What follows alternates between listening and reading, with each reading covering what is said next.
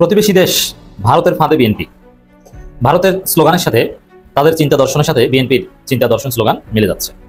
আমি জামাতের আমিরকে চ্যালেঞ্জ করলাম, আপনার বাড়ি তো সিলেটে 19টা এমপি সিট আছে, আপনি কোন সিটে দাঁড়াইবেন বলেন, আমি সেই সিটে দাঁড়াবো।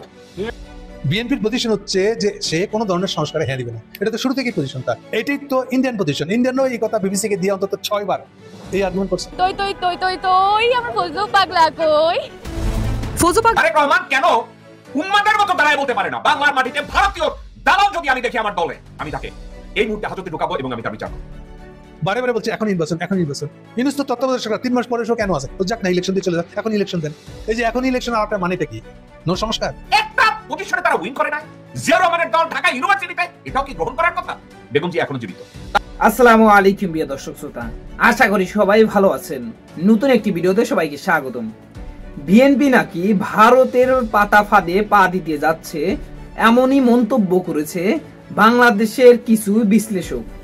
আপনারা ভিডিওর শুরুতেই বেশ কিছু ভিডিওর অংশ বিশেষ দেখে ইতিমধ্যেই আন্দাজ করতে পেরেছেন আজকের এই ভিডিওটি কতটুকু গুরুত্বপূর্ণ হতে চলেছে।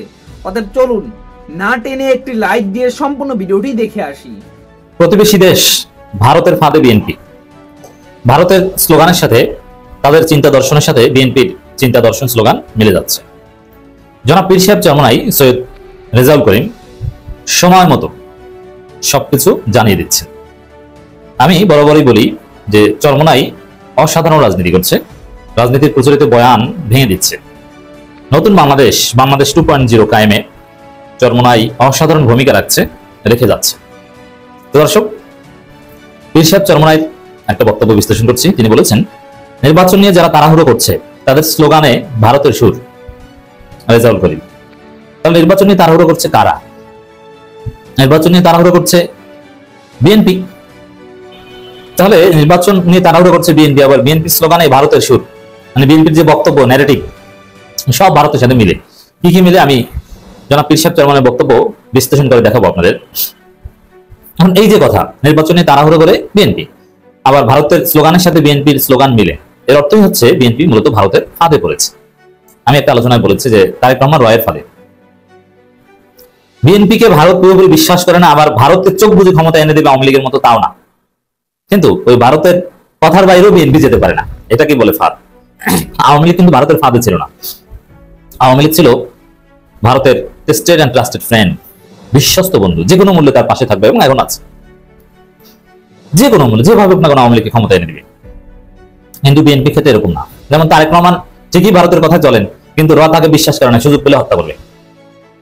তো দর্শক, নির্বাচন নিয়ে যারা তাড়াহুড়ো করছে তাদের স্লোগানে ভারতের সুর, এটা বাংলাদেশের রাজনীতিতে অত্যন্ত তাৎপর্যপূর্ণ একটা বক্তব্য। পীর সাহেব চরমোনাই, শায়েখে চরমোনাই এরা যে রাজনীতিতে যথেষ্ট ভালো ভূমিকা পালন করছেন, এই বক্তব্য তার প্রমাণ। কারণ জাতিকে সঠিক বিষয়টা বোঝাতে হবে, সত্য কথা বলতে হবে, কার কি চরিত্র সবকিছু স্পষ্ট করতে হবে।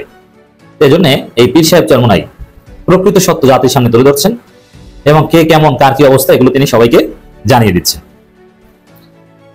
তো দর্শক, এবার আমরা পয়েন্ট টু পয়েন্ট দেখাবো যে বিএনপির স্লোগান ভারতের স্লোগানের সাথে মিলে যায় কিভাবে।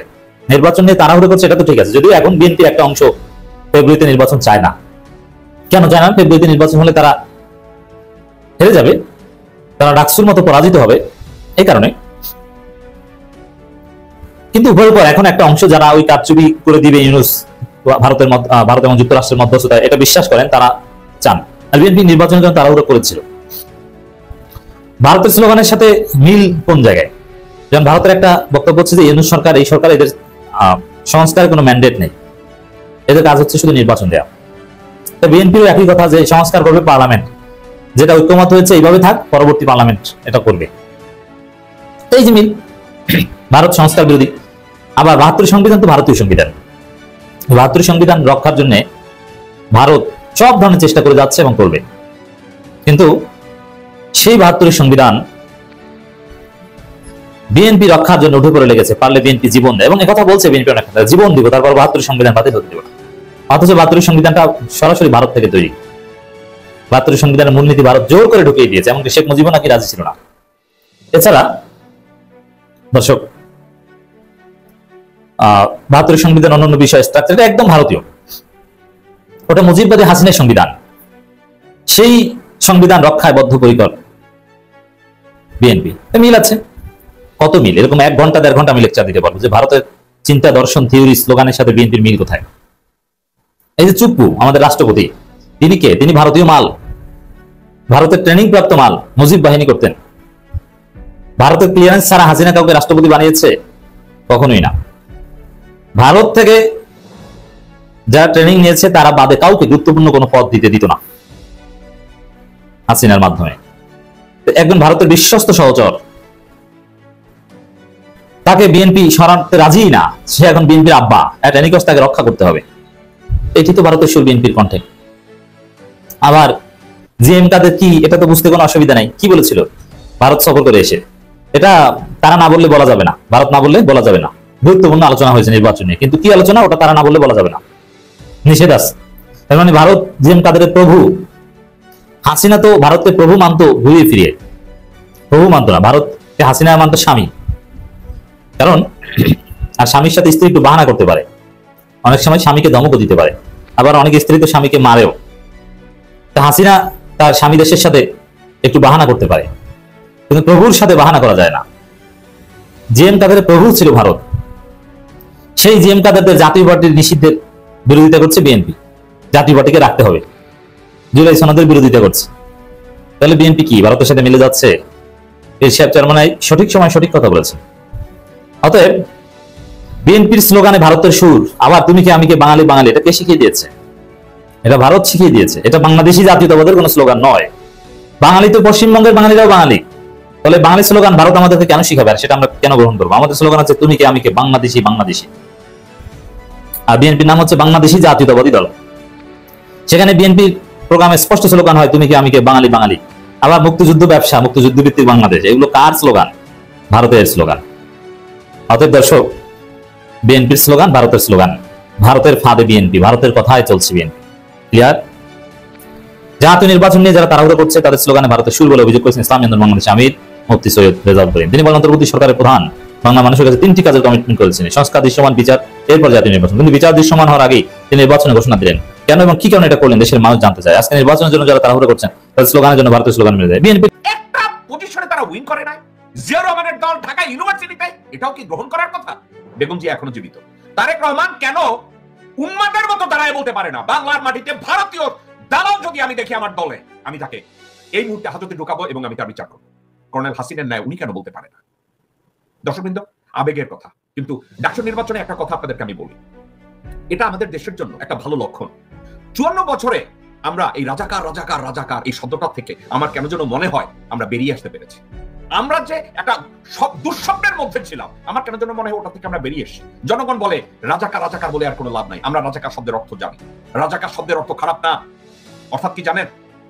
বলবে দুধ খাওয়ার দরকার নাই, কারণ দুধ দেখতে কেমন জানি দেখা যায়, কিন্তু দুধের গুণগান যে মুহূর্তে মানুষ জানবে দুধ খাবে, কারণ ওখানে ভিটামিন এ এন্ড ডি আছে। যাদের শরীরে এ এন্ড ডির দরকার তারা দুধ কেমন দেখা যায় ওই রঙের দিকে তাকাবে না, তারা দুধ পান করবে। বাংলাদেশে রাজাকার শব্দটা যেভাবে গত 54 বছরের চেষ্টা করা হয়েছে এই শব্দটাকে ঘৃণা করার জন্য, কিন্তু আমি গর্বের সাথে বলতে চাচ্ছি দেশের জনগণ এটার অর্থ বুঝে গেছে। এটার অর্থ যখন যারা দেখে স্বেচ্ছাসেবী অর্থাৎ ভলান্টিয়ার, যারা পরিবারের জন্য কাজ করে, সমাজের জন্য কাজ করে, দেশের জন্য বিনা পয়সায় কাজ করে, তাদেরকে মানুষ সেলুট করে, তাদেরকে মানুষ শ্রদ্ধা করে, তাদেরকে মানুষ ভালোবাসে, তাদেরকে মানুষ ঘৃণা করে না। আমি কর্নেল হাসিন এবং ডক্টর মুজিবের সাথে একমত। গত 12 মাসে বিএনপির প্রত্যেকটা ব্যর্থতা বহিঃপ্রকাশ হচ্ছে ডাকসু নির্বাচন, প্রত্যেকটা ব্যর্থতা। একজন সচেতন ছাত্র যখন ভোট কাস্ট করতে গিয়েছে তারা ভোট কত কাপাসের চেহারা চিন্তা করেছে। যখন তারা ভোট কাস্ট করতে গিয়েছে তখন বিএনপির সাউয়ার কথা তারা চিন্তা করেছে।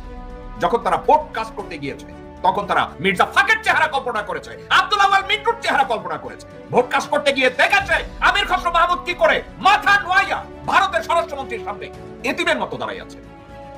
এখন তারা বলে ছাত্রলীগের ভোটে শিবির জিতছে। ডক্টর মুজিব একটা কথা বলছে, সূর্য সেন হল অথবা জগন্নাথ হলে যদি এখানে ছাত্র শিবিরের পক্ষে এত ভোট পড়ে, সেখানে তো দেখা গেছে অনেকগুলো অ্যাবসেন্টি ব্যালট পড়ে রয়েছে, ওখানে তো ভোট দেয় না। তাহলে ভোট যারা দেয় না তারা কারা? তারা ছাত্রলীগ। আর ভোটের যে ব্যবধান ছাত্র দলের সাথে এবং শিবিরে, আরো একটা কথা, একটা পজিশনে তারা উইন করে নাই। জিয়া রহমানের দল ঢাকা ইউনিভার্সিটিতে, এটাও কি গ্রহণ করার কথা?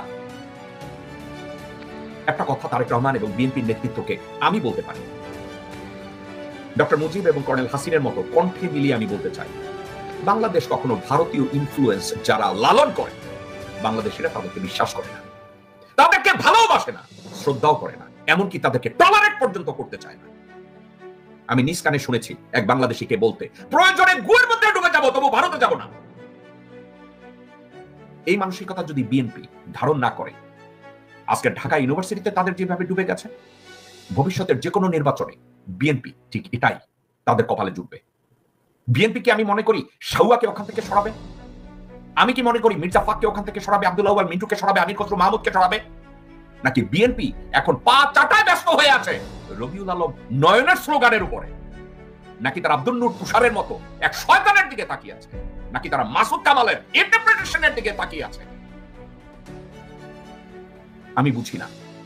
বিএনপিতে তো বোদ্ধার অভাব নেই, সাংবাদিকের অভাব নেই, ব্যারিস্টারদের অভাব নেই। তারা কি এগুলো দেখে না? তারা কি এগুলো বুঝে না, নাকি না বোঝার ভান করে? আর একটা কথা আমি বলবো, গণেশ চন্দ্র রায়, দর্শকবৃন্দ কান খুলে শুনে রাখুন, এই সেই ব্যক্তি পাটগ্রাম থানা যেদিন লুট হয়েছে, হাতিবান্ধা থানা যেদিন লুট হয়েছে, এই লোক ওই দিন লালমনিরহাটে ওই থানায় কেন ওখানে অবস্থান করছিল? ওই একই লোক ঢাকা ইউনিভার্সিটির ভিসির সামনে, মিস টিচারের সামনে কি করে টেবিলে থাপড় দেয়। আমি হাসিনার সময় বলতাম, ওরে যদি কেউ জুতার বাড়ি দেয় আমি 5 লাখ দেব। আমি এই কথাটা আগে বলতাম। ওই সরকার পতনের পরে আজ পর্যন্ত বলি নাই, কিন্তু আজকের বলছি, যেই হাত দিয়ে গণেশ চন্দ্র টেবিলে থাপ্পড় দিয়েছে, এই গণেশ চন্দ্রর হাত যদি কেউ ভেঙে দেয়, আমি তাকে 10 লক্ষ টাকা পুরস্কার। আমি আশা করছি সম্পূর্ণ ভিডিওটি দেখেছেন এবং এই ভিডিওর সাপেক্ষে আপনার কি মতামত অবশ্যই কমেন্ট বক্সে জানিয়ে যাবেন। ভিডিওটি ভালো লেগে থাকলে শেয়ার করতে ভুলবেন না। আমাদের এই চ্যানেলে নতুন হয়ে থাকলে চ্যানেলটি সাবস্ক্রাইব করে চ্যানেলের পাশে থাকবেন। আর যারা ইতিমধ্যে চ্যানেলটি সাবস্ক্রাইব করেছেন তাদেরকে অসংখ্য ধন্যবাদ। দেখা হবে নতুন কোনো ভিডিও নিয়ে, ততক্ষণ সবাই সুস্থ থাকবেন। আল্লাহ হাফেজ।